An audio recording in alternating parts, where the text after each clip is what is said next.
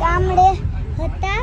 પછી હવે હું સુરત જાઉં છું. હું ને મારા મમ્મી હવે સુરત જાય છે. પછી હવે સુરત જાય છે. બસમાં બેસી જ ગયા છે.